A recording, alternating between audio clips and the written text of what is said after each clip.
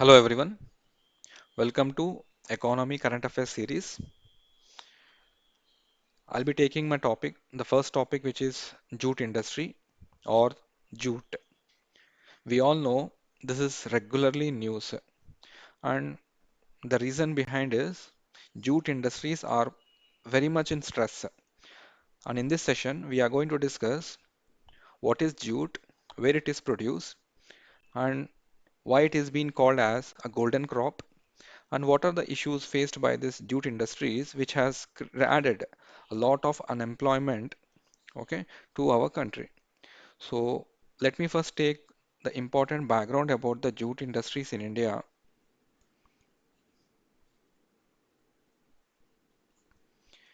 See, pharma produces jute, and majorly they are concentrated in the rural areas, whereas the mill owners who procure this jute are mostly associated in the urban areas. Finally, these mill owners will process this jute and the final product is sold in the market. You all know farmers are much protected as the MSP, that is minimum support price, has been declared for the jute, which is at rupees 4,750. Okay, 4,750 per quintal. And the farmer will sell this jute to the middleman. See, why do the farmers sell this jute to the middlemen? Because farmers are mostly in the rural areas. Farmers are mostly in the rural areas and they will not be connected easily to the mill owners. And mill owners also do not get easily associated with the farmers who cultivate this jute. So, in between the mill owners and the farmers, they are middlemen. We can call them middlemen, we can call them traders, etc. Now, farmers are definitely getting benefited because 4,750 is the middle, the MSP, which has been declared by the government. And the middlemen, they will charge the transportation prices, the labor charges, okay, and the other shipping charges. Also, with along with the profits, this middleman will make the final price of this jute, which are sold at 7,200 to the mill owners. So mill owners are directly associated with the middlemen who trade this jute and who sell this jute to the mill owners at the prices which are higher than MSP prices. So for example, if you take sugarcane, most sugarcane industries or the mills are very much associated near to the farms. So the farmers are directly linked again to the mill owners.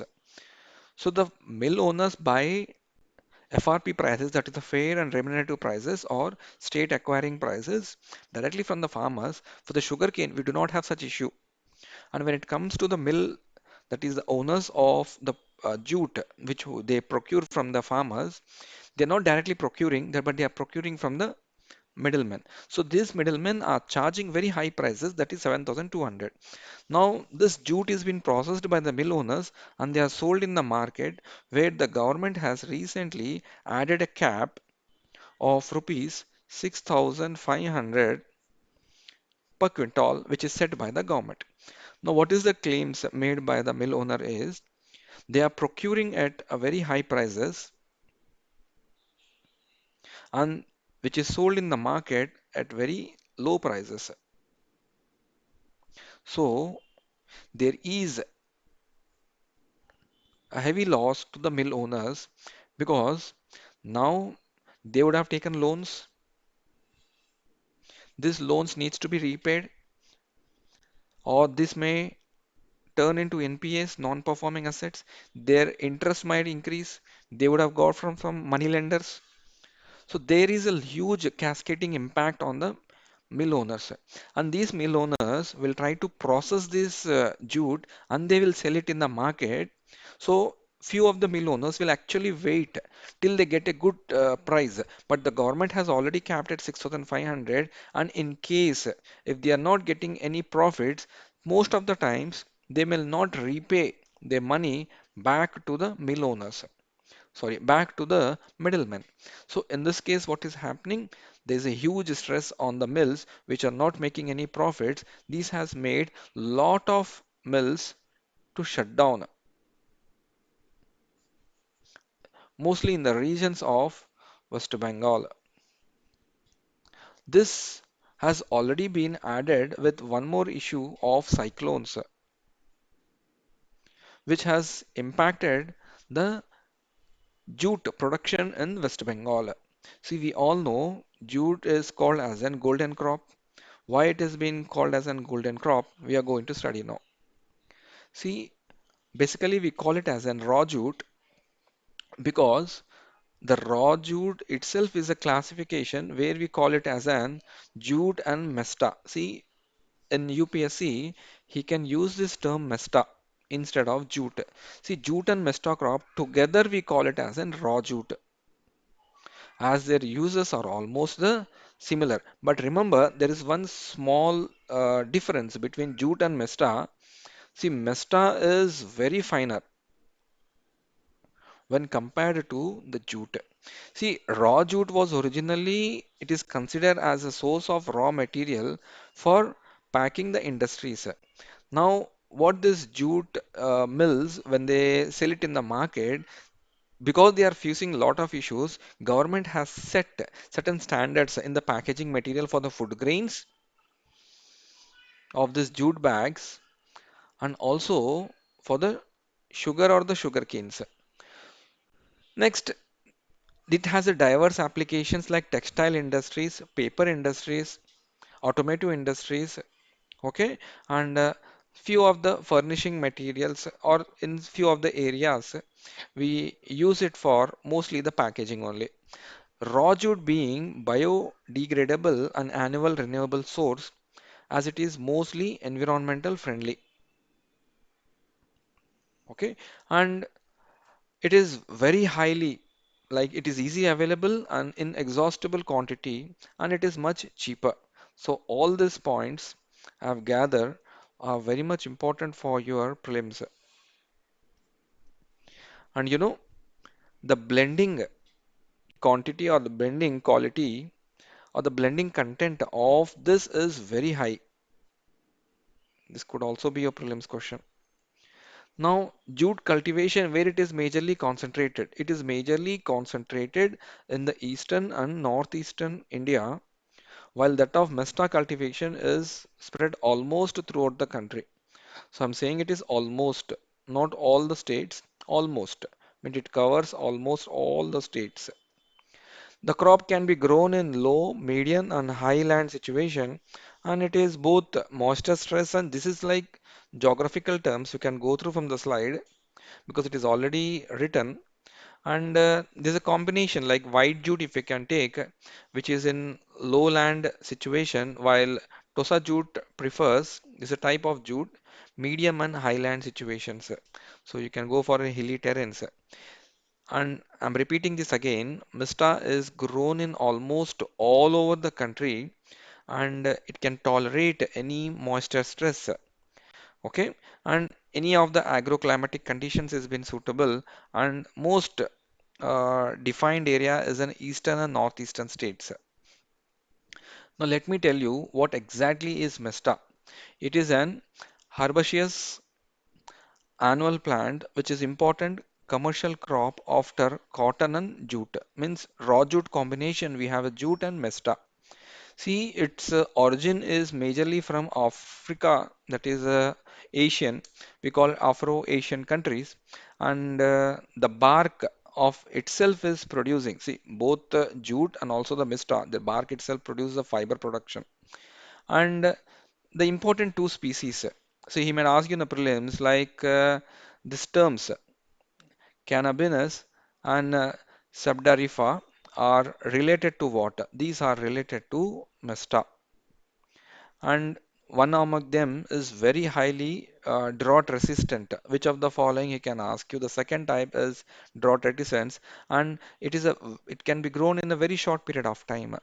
And major Mestra where it is grown in northeast, when you consider it is Tripura, Meghalaya.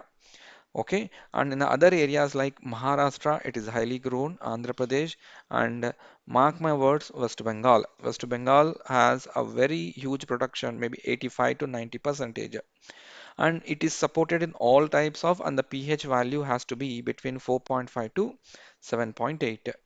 Now, is it jute under MSP? Yes, obviously, jute is under MSP.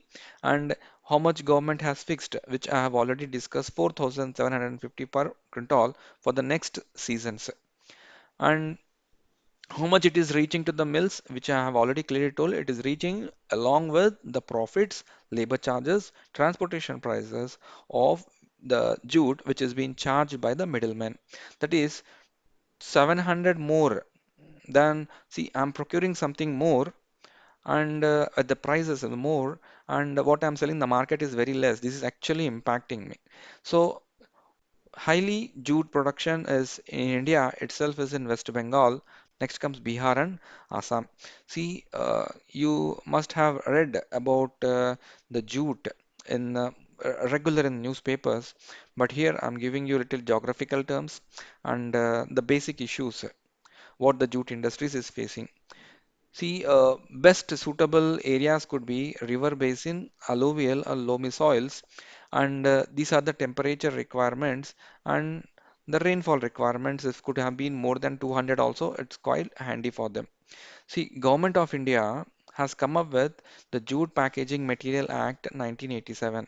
Remember this act? See, this act says that you have to use this jute material compulsorily in the packaging material. Okay, in the packaging material, where what is the percentage you use it? That I am going to use it for 100% for the food grains, okay, and 20% for the packing of this sugar. So this has been made mandatory by the government of India. Now, recently, Cabinet Committee of Economic Affairs, which is headed by the Prime Minister, which decides basically takes the final decision of minimum, okay, standard prices, says that I'm making certain sort of reservation norms for the jute industries to promote jute industries, which I have already discussed.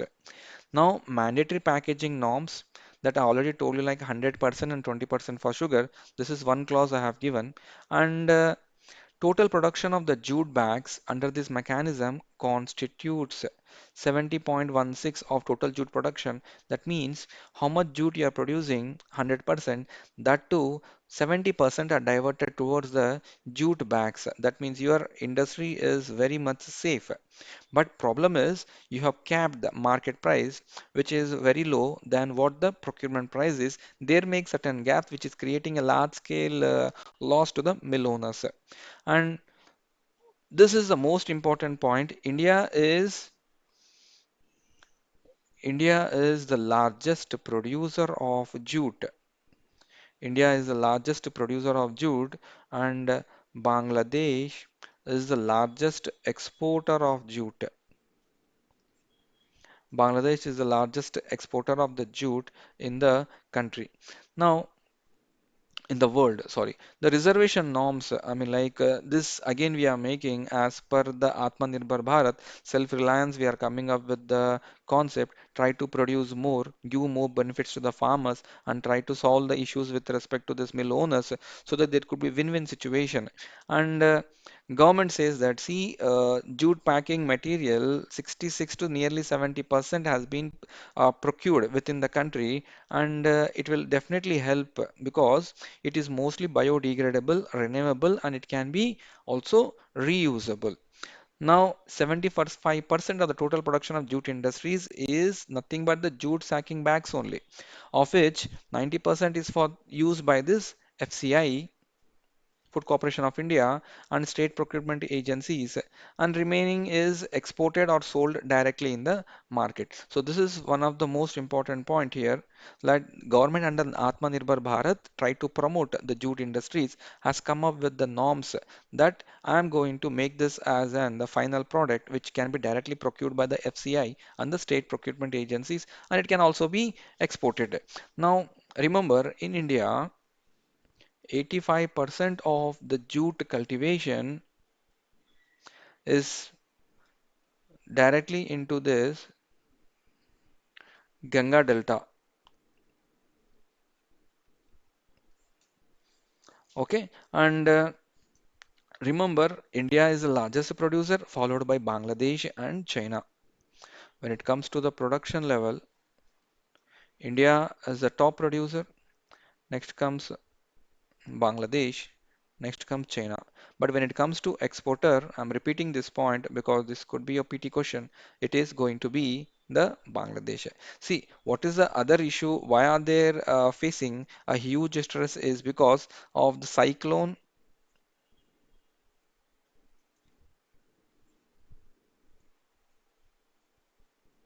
Amphan. Cyclone Amphan in May 2020 also has made, to increase the percentage of the rainfall, which has actually impacted the jute producing states in the country. So the production also has declined. This also has impacted the jute industries. So both the ways, okay, both the ways, the capping the final market price, also the production of due to this natural disasters, also and also the COVID, this has resulted a high scale impact to the jute and the jute mill owners or jute industries. So I have discussed about the geographical point of view and the few acts which has been already given, and what is the prices, what are the issues faced, and what is the importance of Mesta. See, one important difference between the Mesta and the jute is both comes under the raw jute, but Mesta is a very fine product when compared to the jute. Okay, I hope this session has helped you to understand what is jute, what are the problems faced by the jute industry in India, and what are the problems faced by the mill owners, and what is the reasons behind them could also help you, and what are the advantages of the jute and the mesta, and what is the differences definitely could help you for your prelims. Okay, thank you so much.